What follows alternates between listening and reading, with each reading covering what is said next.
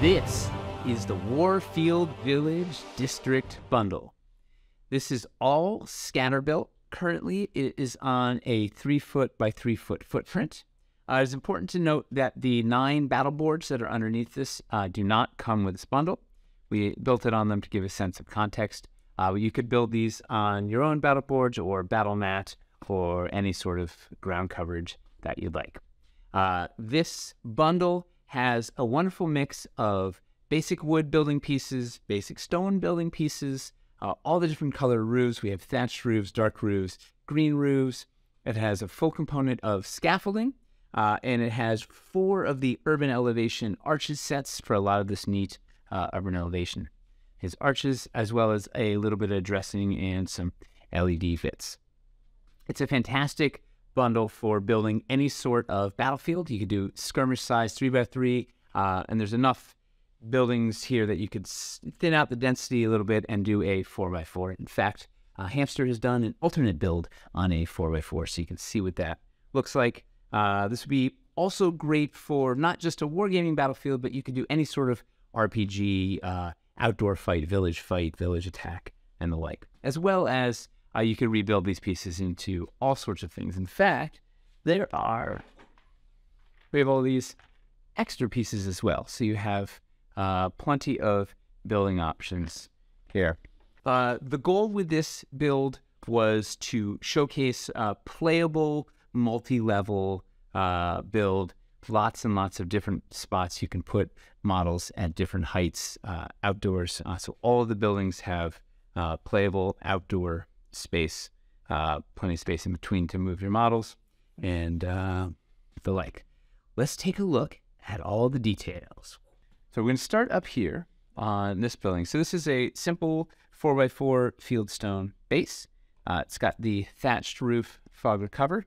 This is compatible with our DF floor fogger if you want to put some, have some smoking chimneys on your buildings, but it is not included.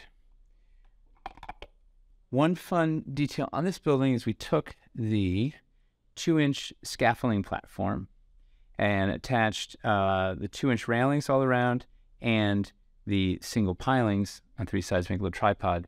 So this becomes like a little raised sniper's nest.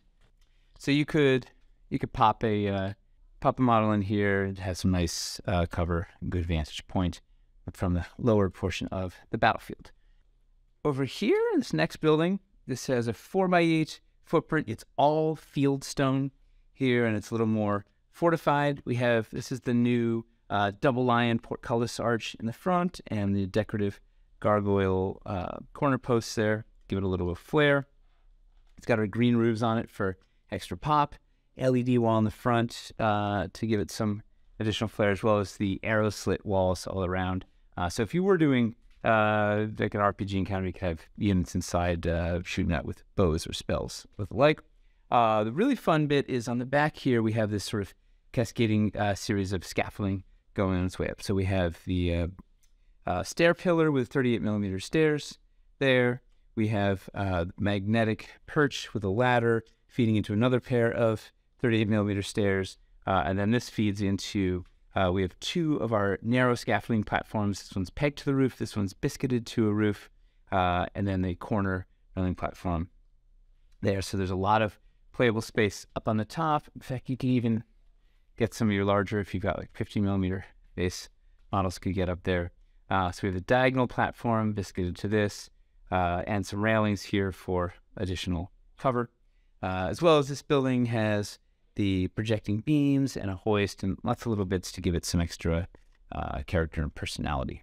Moving to this back building, this starts also with a fieldstone base, a 4x4 fieldstone base, and then the second story is a 4x6 using the poet's nook over here. So we have these 2 diagonal walls in rustic wood with an overhang front and the back. It's kind of cantilevered out, has this neat overhang, and there's a bay window on the back side to bulk that out. And then there's a nice platform out front here. So this is a pair of our urban elevation half arches. So it's 2 pairs of those arches to make a big wide platform out front there, and that's fed by 2 pairs of our 2x1 cobblestone stairs coming on up. So lots of different spots you can put on here. And we even have we have a magnetic perch on the top, so you can pop somebody up on the roof is playable as well. And then this feeds into a causeway. This is our 4-inch scaffolding platform, biscuited in here with some pilings. So there's this long causeway with a little bit of little instance of cover here. Sort of in the breathing spaces between the buildings, tried to put interesting spots of cover. So there's this modular barricade sort of looped out around over here. We have cart and scaffolding over here. So this is using the wooden stair post with secret door panels propped up against it. Makes like a little sort of ground-based sniper's nest. We've got over here modular barricade with the hand cart stacked with some of the extra bundles.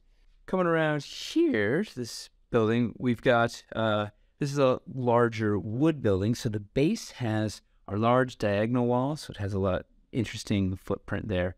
So diagonal cutoff there.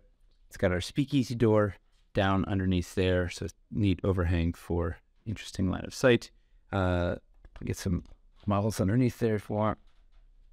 Then it's got a 2x4 floor, kind of cantilevered out, and then that has biscuited to it. We have the balcony, a 2-inch scaffolding platform, a diagonal scaffolding platform, and then railings around there to provide some cover. Then that thing is fed by stairs. We've got a 61mm stairs coming up the back, and then this curved stairs here using the 38mm stairs and stair platform again. And this thing is topped with that thatched roof. Again, has an LED wall on the side for a little flare. And then back here, this is the market stall. It's the removable top. This will be in felt, so it'll have a nice texture to it. This is another good spot. You can get a model in for some cover. Another interesting place to hide out, as well as we have for our freestanding lamp posts back here. This has its own switch, 2032 battery in there, and LED. You could also use these for some sort of interesting objectives. So we've got 4 of them scattered around the board. Connecting this building to the next building over, we have this 6-inch long rope bridge, which has a really nice sag to it. It's really a dramatic sculpt. Love that one. And that is wide enough to fit your 32mm bases. You get your warband charging across there. That's feeding us over into this building, which has one of the narrow scaffolding platforms biscuited to the side with a balcony biscuited to that and a corner railing platform feeding some stairs going down. And then those stairs feed up to on the roof. So we've got the 4-inch soffit peak on either side of the roof to make this really kind of neat overhang.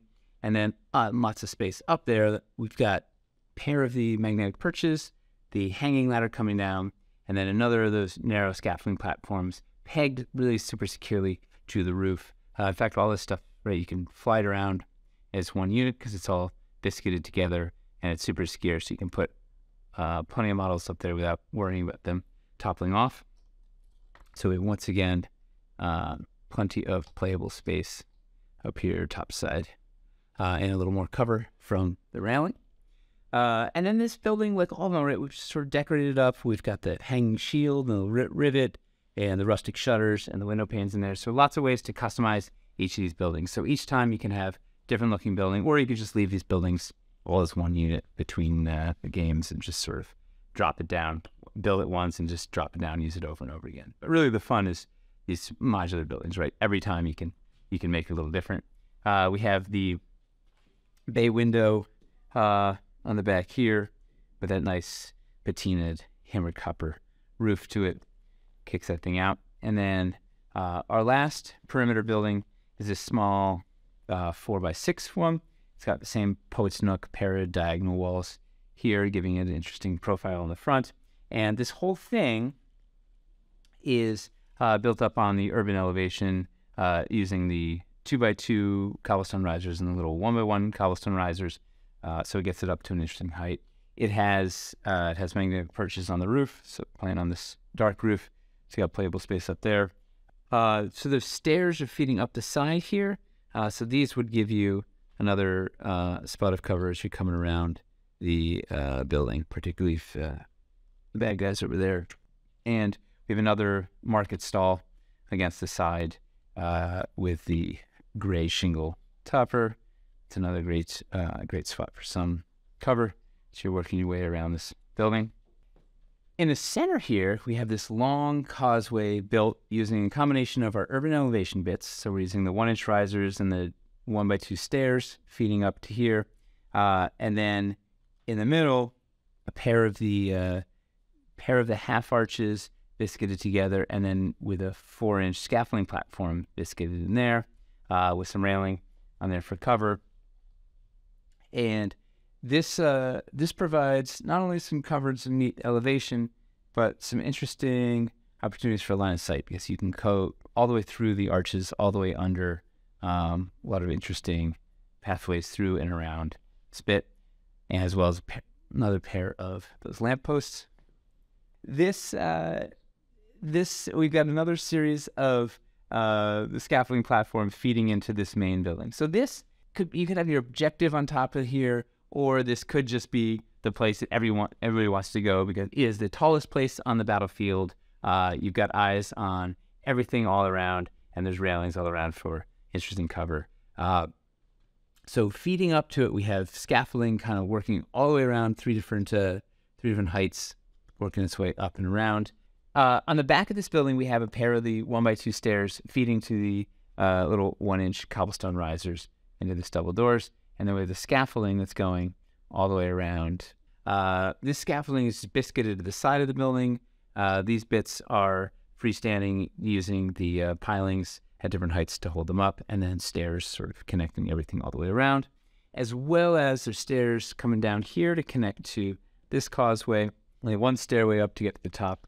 So if you get your army up there, you're probably going to dominate the battlefield from here.